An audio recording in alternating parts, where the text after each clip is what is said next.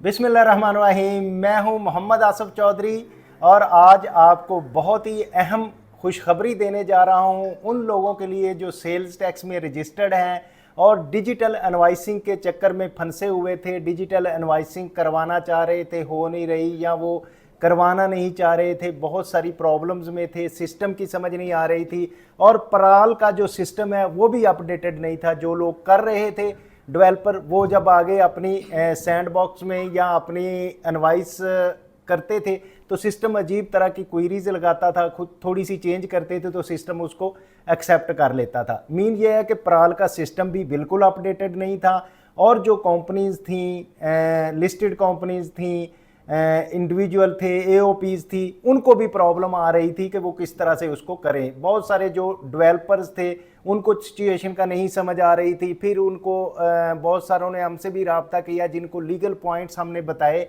और इस तरह से उन्होंने अपने सिस्टम डेवलप किए। तो उसमें एक बहुत बड़ी चेंज आई है। चेंज ये है कि उनके टाइम में एक्सटेंशन मिल गई है। ये आपके लिए खुशखबरी है कि वो एक्सटेंशन किस तरह से मिली है। ये भी एक बड़ा अच्छा सिनेरियो है कि उन्होंने लिस्टेड कंपनी के लिए अलहदा, नॉन लिस्टेड के लिए अलहदा, फिर प्राइवेट लिमिटेड कंपनी, वो टर्नओवर टाइप के लिए कर दिया कि इतने इतने लोगों ने इस अरसे के दौरान करना है अपने आप को एफबीआर के साथ इंटीग्रेट। तो वो क्या एसआरओ है, ये कल की डेट में इस्लामाबाद से 1 अगस्त 2025 को एक एसआरओ इशू होता है। एसआरओ का नंबर है 1430I/25। Federal board of revenue ये एसआरओ इशू करता है। तो एसआरओ की लैंग्वेज क्या है, सबसे पहले वो पढ़ते हैं। In exercise of the power conferred under section 50 of the sales tax act 1990, क्योंकि सेक्शन 50 जो है ये इनको पावर देता है कि आप एसआरओ इशू कर सकते हैं।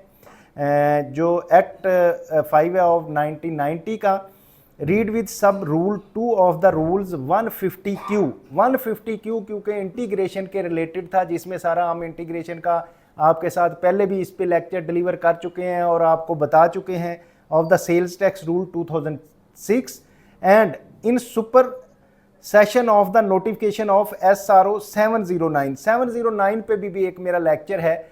उसके में सारी सिचुएशंस जो बताई गई थी उसको इसने सुपरसीड कर दिया है। डेटेड जो एसआरओ 709 था वो 22 अप्रैल 2025 को आया था। The federal board of revenue is please to direct that all sale tax registered person, क्योंकि ये सारे सेल टैक्स रजिस्टर्ड पर्सन के लिए है इसलिए उनको डायरेक्शन दी जाती है। Specified in column 2। कॉलम 2 में इधर बताया गया है कौन कौन से लिस्टेड कंपनीज जहाँ जो भी हैं of the table below shall complete the registration and testing of integration of their hardware, के वो अपना सबसे पहले तो रजिस्ट्रेशन करवाएंगे, फिर उसके बाद उसकी टेस्टिंग भी करेंगे। ये भी एक डेट दे दी गई है टेस्ट करने की, और फिर उसके बाद अपनी इनवाइस इशू करेंगे। Testing integration of their hardware and software with federal board of revenue computer system through license integrator. कौन, जो जिनके पास लाइसेंस है, आर पराल। तो पराल के साथ जो है, पराल जो हेल्प आउट करता है बाकी भी सॉफ्टवेयर डेवलपर्स को जो बना रहे हैं, तो वो पराल के थ्रू उसको इंटीग्रेट करते हैं। And shall issue a electronic invoice, और फिर उसके बाद वो इलेक्ट्रॉनिक इनवाइस इशू करेंगे not later than the respective date specified in column 3, 4 and 5।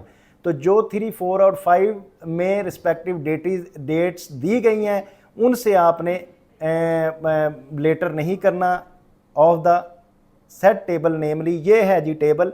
ये बड़ी क्लैरिफिकेशन और बड़े अच्छे तरीके से हर सेक्टर को अलग-अलग से बता दिया गया। जैसे कि आपको मैं बताऊं, पहले सीरियल नंबर है, फिर category of the registered person के किस कैटेगरी का रजिस्टर्ड पर्सन होगा, और उसकी डेट ऑफ रजिस्ट्रेशन जो उसने करानी है, इंटीग्रेट अपने आप को करवाना है रजिस्ट्रेशन, वो कौन सी डेट है, और फिर उसकी टेस्टिंग की डेट है, जब वो अपना टेस्ट करेगा तो टेस्टिंग की डेट क्या होगी, और उसके बाद टेस्ट करने के बाद वो अपनी इनवाइस इशू करेंगे और उसकी डेट क्या होगी।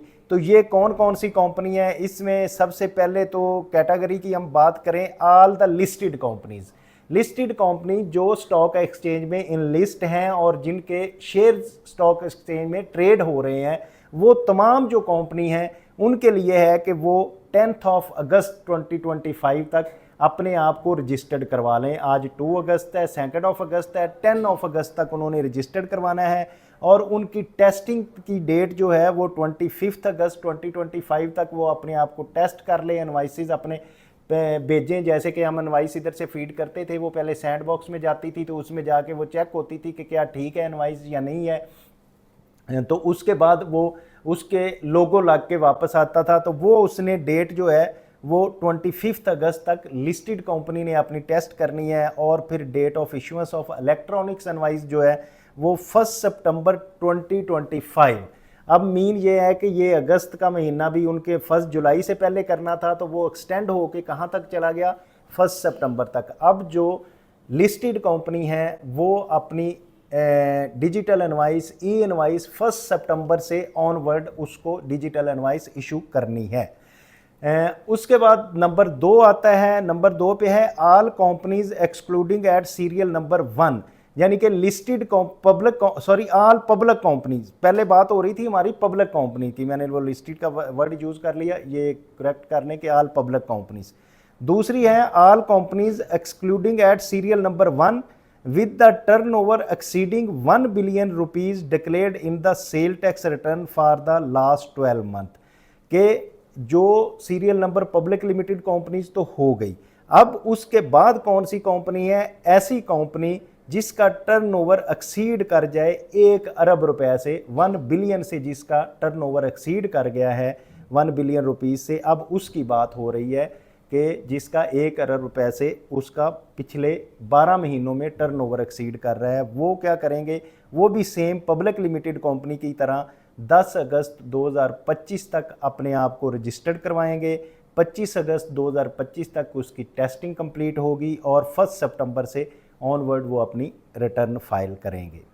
फिर उसके बाद आ गया ऑल इंपोर्टर्स, क्योंकि इंपोर्टर्स का तो माल बाहर से आता है और सेम स्टेटेड निकल जाता है उसका, तो उसके लिए क्या है, वो भी 10 अगस्त 2025 तक अपने आप को रजिस्टर्ड करवाएंगे। 25 अगस्त 2025 तक वो टेस्टिंग कंप्लीट होगी और 1 सितंबर को वो अपनी इनवाइस इशू कर देंगे।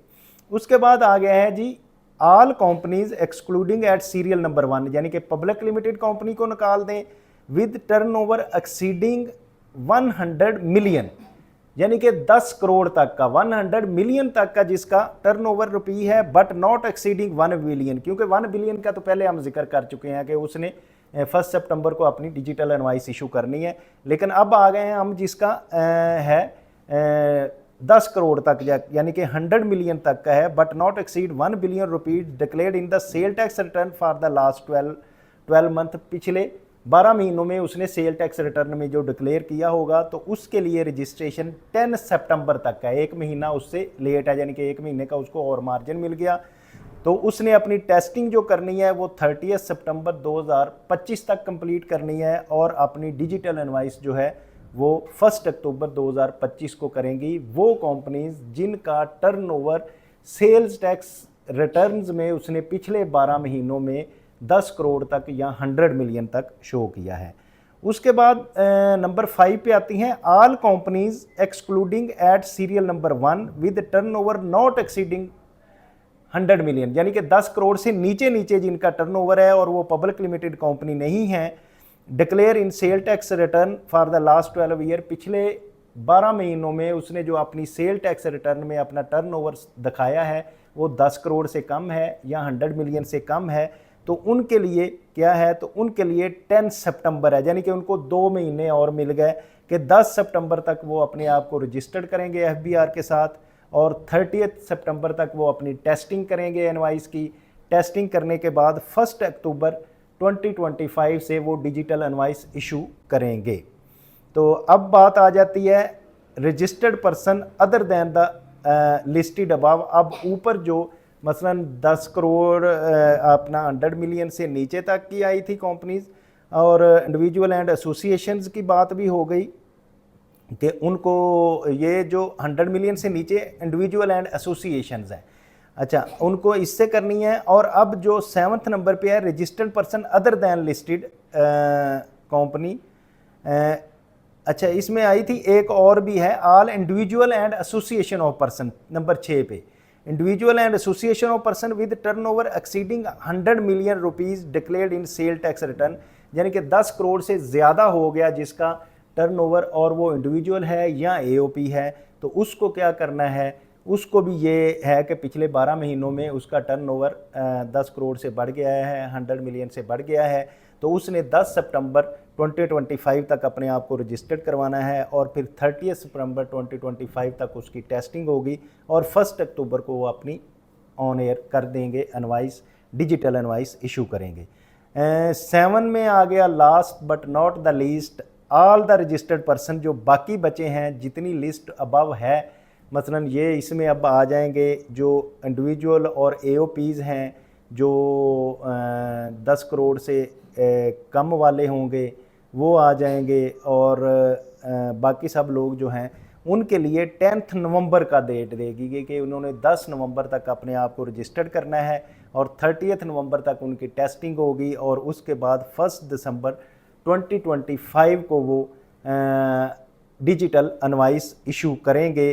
तो ये सेकंड सेक्रेटरी अंसर मजीद साहब की तरफ से इशू हुआ है, और 1 अगस्त को हुआ है। तो हमने कोशिश की है कि आप लोगों को इन्फॉर्म कर दें जो इसमें वरीड हैं और जो अपने डिजिटल इनवाइसिंग की वजह से परेशान है कि हमारी हो नहीं सकी।